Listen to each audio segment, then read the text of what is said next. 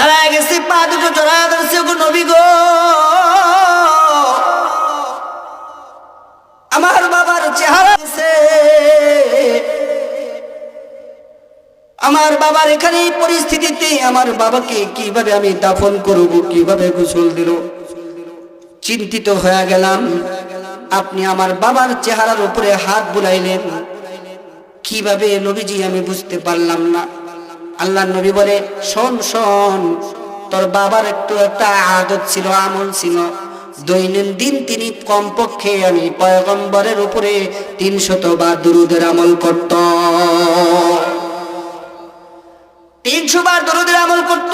পৃথিবীর মধ্যে ফেরেশতারা আছে, বান্দা যখন পৃথিবীর মধ্যে যে আলাসিকাল আছে পয়গম্বরের উপরে দরুদের আমল করে, আল্লাহর নবী বলেন এক শ্রেণীর ফেরেশতাদেরকে আল্লাহ তাআলা নিয়োজিত করে রেখেছেন, ওই বান্দাদেরকে আল্লাহ তাআলা ফেরেশতারা তার এই দরুদের সওয়াব পয়গম্বরের রওজা মোবারকে তার বাবার নাম সহ আল্লাহ নবীর কাছে পেশ করে দেয়। নওজোয়ান যুবকের কথা শুনে বলে, নওজোয়ান যুবক, তোর বাবা প্রতিনিয়ত 300 বার দরুদের আমল করত, আজকে দেখলাম ফেরেশতাদের কাছে জিজ্ঞাসা করলাম, ফেরেশতারা আজকে অমুক ব্যক্তি আমার উপরে কি আজকে দরুদের আমল করে নাই?